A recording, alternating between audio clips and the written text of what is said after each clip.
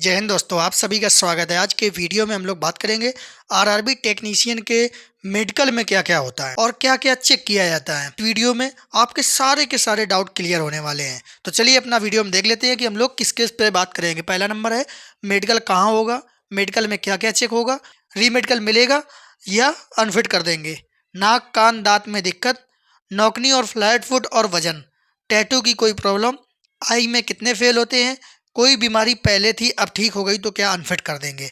ऐसे बहुत सारे सवाल जो आपने हमसे पूछे हैं उनका जवाब आपको एक एक करके इस वीडियो पे मिल जाएगा। तो चलिए सबसे पहले अभी शुरू करते हैं कि मेडिकल कहाँ होगा। मैं आपको बता दूं, जो भी रेलवे हॉस्पिटल होते हैं, रेलवे का अपना एक पैनल बनेगा, वहाँ पे आपको बुलाया जाएगा और मेडिकल का प्रोसेस वहाँ पे होगा। उसके बाद बात कर लेते हैं जो हमारा अगला पॉइंट है, मेडिकल में क्या क्या चेक होगा। देखिए सबसे पहले आपका ब्लड टेस्ट किया जाएगा। तो ये ब्लड टेस्ट क्यों किया जाता है?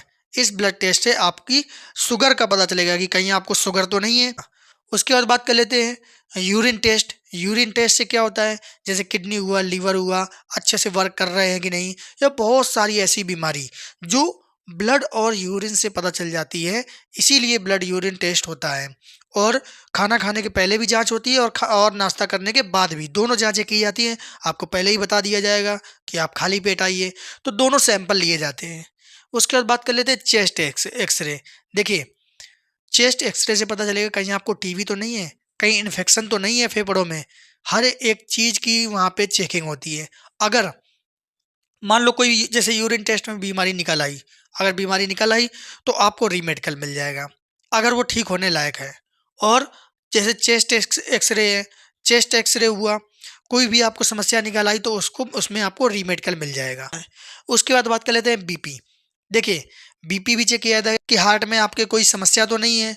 मैं आपको बता दूं, जब भी डॉक्टर बीपी चेक करता है या कहीं पे भी आप जाते हो तो आपका बीपी थोड़ा सा तो बढ़ा हुआ रहता है। तो थोड़ा 19 20 18 20 है तो उससे कोई भी समस्या नहीं आने वाली है। अभी तक बीपी से किसी को ना रीमेडिकल मिला है, ना ही किसी को अनफिट किया गया है। तो इससे कोई भी समस्या नहीं आती है। जहाँ तक होता है वो लोग सोचते हैं कि आप लोगों को रीमेडिकल ना दिया जाए।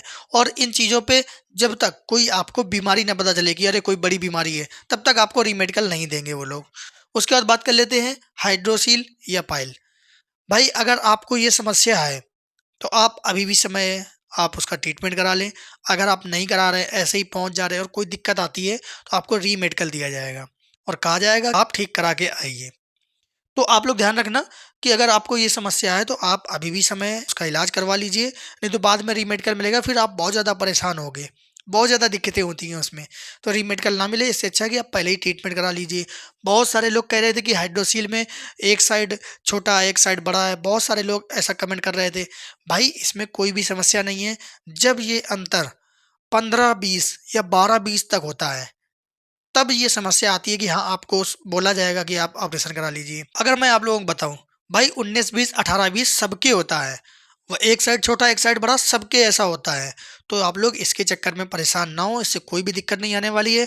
और जहाँ तक वो मैक्सिमम छूट देते हैं इनमें, जब आपको बहुत ज़्यादा दिक्कत होगी कि बहुत ज़्यादा अंतर होगा, सूजन होगी या फिर साइज बड़ा होगा, तभी आपको इसके लिए ऑपरेशन के लिए कहा जाएगा, वरना कोई भी समस्या नहीं आती इन चीज़ों में। तो मैंने आप लोगों को बता दिया, blood test, urine test, chest x-ray, BP, hydrocele, आपको रीमेडिकल मिल जाएगा इनमें अगर कोई भी समस्या रहती है। लेकिन रीमेडिकल वाला काम ना हो, आप पहले ही ट्रीटमेंट करा लें। और एक चीज़, इन चीज़ों में अभी तक कोई भी अनफिट नहीं हुआ है। बस कुछ एक अपवाद होते हैं, जैसे अब किसी का चेस्ट एक्सरे में टीबी निकल आई। भाई अब इन लोगों को तो दिक्कत आने वाली है। क्या आपको समय दिया जाएगा, आप उतने दिन में ठीक करा के आ जाते हैं तो फिर कोई दिक्कत नहीं है। अगर आपको टीबी होगी तो आपको पता होगा कि हाँ मुझे टीबी है, तो आप अभी भी ट्रीटमेंट करा सकते हैं, अभी तो बहुत समय है आपके लिए। तो इन चीज़ों पर आप अभी से काम करने लगें। उसके बाद बात कर लेते हैं इसके मेडिकल स्टैंडर्ड की। देखिए मेडिकल स्टैंडर्ड क्या है, A3 B1 और B2 तीन टाइप के मेडिकल स्टैंडर्ड हैं। आप लोग नोटिफिकेशन में देख लेना, पूरी डिटेल आपको उसमें मिल जाएगी। तो देखिए A3 में क्या है, जो दूर दृष्टि है, दूर की नज़र, वो 6/9 तक होनी चाहिए, वो भी चश्मे के साथ। चश्मा और बिना बिना चश्मा दोनों ही इसमें अलाउ है। तो देखिए आप चश्मे के साथ अगर 6/9 पढ़ पा रहे हैं तो कोई दिक्कत नहीं। तो दूर दृष्टि में आपको 6/9 चाहिए। और जैसे कलर ब्लाइंडनेस है, भाई कलर ब्लाइंडनेस होगा तो आपको समस्या आ जाएगी। जिन भी लोगों को कलर ब्लाइंडनेस है उसको ये स्टैंडर्ड नहीं मिलेगा। उसके बाद नाइट विजन भी चेक होता है। तो A3 में ये 4 पॉइंट चेक होते हैं और मैंने आप लोगों को बता दिया है। और A3 स्टैंडर्ड में लेसिक नॉट अलाउड। अब यहीं पे एक बात आती है कि लेसिक नॉट अलाउड। बहुत सारे बच्चे हैं, बहुत सारे लोग हैं जिन्होंने किडनी स्टोन लेसिक सर्जरी से करवाया है, तो वो लोग सोच रहे हैं कि अरे मुझे दिक्कत ना हो जाए।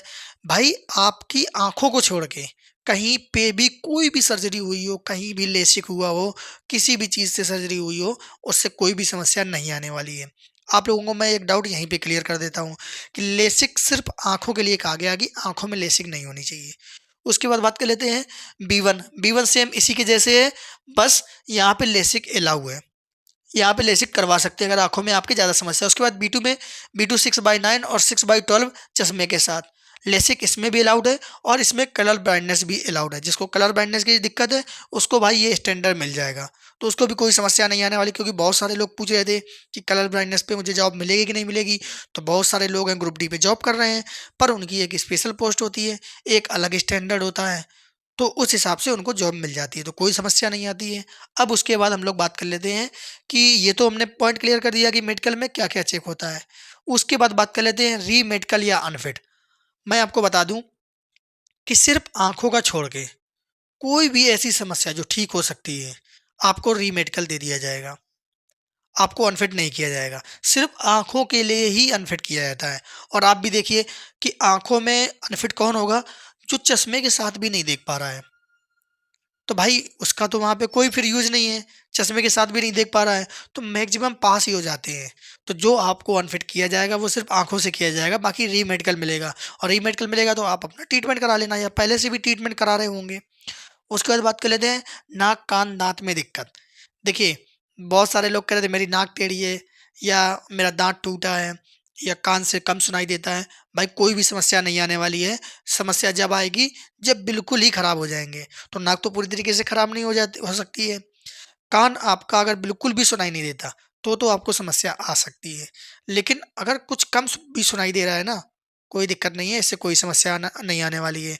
बहुत से लोग पूछ रहे थे मेरा दाँत टूट गया है, या एक्सीडेंट में दाँत टूट गया है, कुछ ऐसी समस्या हो गई है, तो भाई इससे भी कोई दिक्कत नहीं होने वाली है। उसके बाद बात कर लेते हैं नौकनी, फ्लैट फुट और वज़न। भाई इन तीनों का भी यहाँ पे कोई रोल नहीं है। ये सिर्फ़ डिफेंस या आर्मी की जो वैकेंसी होती है वहाँ पे ज़रूरत होती है। यहाँ पे इसका कोई यूज़ नहीं, तो ये चेक ही नहीं होगा। उसके बाद बात कर लेते हैं टैटू की कोई प्रॉब्लम। भाई टैटू की भी कोई प्रॉब्लम नहीं आने वाली है। ये डिफेंस की जॉब में टैटू की प्रॉब्लम की समस्या होती है। लेकिन फिर भी अगर आप निकलवा सकते हैं तो आप निकलवा के जाएँ, एकदम टेंशन फ्री के होके जाएँ। उसके बाद बात कर लेते हैं कि आई में कितने फेल होते हैं। देखिए अभी तक का मैं बता दूँ, अभी तक आई में कोई भी नहीं फेल हुआ है, क्योंकि आप खुद देख रहे हैं विथ ग्लासेस माँगते हैं। अगर विथ ग्लासेस माँग रहे हैं ना, तो बहुत सभी लोग लगभग पास हो जाते हैं, और जो नहीं पास होता है, तो भाई उसका तो सर्टिफ़िकेट बना होता है, तो वो अपनी कैटेगरी पे जाएगा, फिर वो ओपन पे थोड़ी जाएगा। तो इस तरीके से वो कोई भी आँखों से फेल नहीं होता है। कोई बीमारी पहले थी अब ठीक हो गई, क्या करें? देखिए बहुत सारे लोग कमेंट किए थे कि मुझे पहले टीबी थी पर अब नॉर्मल हो गया है, अब मुझे कोई दिक्कत नहीं है। मेन चीज़ तो वही है कि इस समय आपको क्या दिक्कत है? पहले क्या था उससे कोई मतलब नहीं, वो आपका ठीक हो गया कोई दिक्कत नहीं। बहुत सारे लोग पूछ रहे थे कि मेरे शरीर पे दाग हैं या कुछ रेशेज़ हैं, भाई उससे भी कोई समस्या नहीं आने वाली, क्योंकि ये चीज़ चेक ही नहीं होती है। वहाँ पे जो चीज़ चेक होती है मैंने आपको बता दिया, blood test, urine test, chest x-ray, BP, hydrocele pile, बस यही मान लो कि इतना ही इम्पोर्टेंट है। बस। और उसके बाद आँखों का चेकअप होगा, और एक चीज़ मैंने देखी है कि भाई आँखों पे कोई नहीं फ़ेल होता है, तो उसको तो आप हटा ही दीजिए, क्योंकि आँखें सबके सब पास होते हैं। अगर उनको दिखाई नहीं दे रहा है, भाई उनके पास सर्टिफ़िकेट बना होगा, दिखाई दे रहा है, तो अपने मेडिकल स्टैंडर्ड में पास हो जाएँगे। कलर ब्लाइंडनेस होगा, तो भाई उसको B2 मिल जाएगा। तो इस तरीके से किसी को भी कोई समस्या नहीं आती है। तो इन्हीं चीज़ों में अगर कोई बड़ी बीमारी है आपको, तो ही समस्या आने वाली है। और बाकी मैंने ये सब डाउट क्लियर कर दिए हैं, आप लोगों को बता दिया है कि किस तरीके से क्या-क्या होता है। और एक चीज़, इसका जो मेडिकल है ना, बिल्कुल एकदम नॉर्मल होता है, किसी को कोई मतलब नहीं। अगर जैसे किसी बच्चे की 6/12 आँख भी है, ये तो मेडिकल स्टैंडर्ड लिखा है कि 6/9 होना चाहिए। अगर किसी का 6/12 है, तो वो लोग क्या करते हैं, ऐसे दूर से खड़ा करके पढ़वाते हैं। तो उनके पास एक छड़ी होगी, ऐसे पूछेंगे कि बताइए कि ये क्या लिखा है, ये क्या लिखा है? साथ में वो अपना कुछ काम भी कर रहे होंगे। वो आपकी तरफ देख भी नहीं रहे कि आप क्या पढ़ रहे हो, ए पढ़ रहे हो, बी पढ़ रहे हो। बाई चांस ऐसा केस हो सकता है कि हाँ, वो अच्छे से देखें, कोई-कोई सेंटर होंगे ऐसे, वरना लगभग ऐसे ही देखे, ऐसे रख देंगे। क्या है, बस आपका कॉन्फिडेंस लो नहीं होना चाहिए। अगर आपको वो सब दिखाई नहीं दे रहा है, आपके मुँह से तुरंत आवाज़ आ जानी चाहिए कि बी लिखा है, सी लिखा है, तो आप अपने फुल कॉन्फिडेंस के साथ जाना। भाई वो लोग इतना नहीं ध्यान देते हैं, बस जल्दी-जल्दी वो कागज़ पे काम करते रहते हैं, डॉक्यूमेंट मेंटेन करते रहते हैं। तो कोई भी समस्या नहीं आने वाली है भाई इस चीज़ से। तो आप लोग बिल्कुल बेफ़िक्र रहें, बस फुल कॉन्फिडेंस के साथ जाएँ। अपनी कमज़ोरी सामने वाले को बताएँ मत कि मैं मुझे ये दिक्कत है। आप ऐसे दिखाएँ कि मुझे कोई समस्या नहीं, एकदम रिलैक्स फ्री मुस्कुराहट के साथ जाएँ। सामने वाला अपने आप ही जान जाएगा कि हाँ, इसको तो कोई दिक्कत नहीं है। फिर उसी तरीके से वो आपका मेडिकल चेकअप करेगा। अगर आप थोड़ा-सा हड़बड़ाए, दिक्कत किए और ऐसे डरे, फिर वो आपका अच्छे से चेक करेगा। क्योंकि उसकी अटेंशन आप पे हो जाएगी कि हाँ यार, फ़ोकस आप पे हो जाएगा कि ये डर रहा है, लाओ इसको अच्छे से समझाएँ, इसको दिखाएँ। उस चक्कर में आपकी कमज़ोरी बाहर आ जाएगी। तो आप जब फुल कॉन्फिडेंस के साथ होंगे, भाई उनको ही कोई फ़र्क नहीं, अपनी उन्होंने हाज़िरी पूर्ति कर ली और कागज़ पूरा कर लिया। तो कोई समस्या नहीं आने वाली है। उम्मीद है मैंने सारे सवालों के जवाब दे दिए होंगे। अब अगर आपके पास कोई भी प्रश्न बन रहा हो, कोई भी सवाल हो, तो आप लोग कमेंट ज़रूर करना। आपके सवालों के जवाब, आपके कमेंट के जवाब दिए जाएँगे। आपने देखा होगा कि अभी तक ऐसा कोई कमेंट नहीं होगा जिसका मैं जवाब ना दिया हूँ। मैं सारे कमेंट रीड करता हूँ और सभी के जवाब देता हूँ। अभी भी अगर कोई चीज़ छूट गई हो, तो आप लोग ज़रूर पूछ लेना। तो हम लोग मिलते हैं अगले वीडियो में नई जानकारी के साथ। वीडियो को ज़रूर लाइक करना और चैनल को ज़रूर सब्सक्राइब कर लेना। जय हिंद।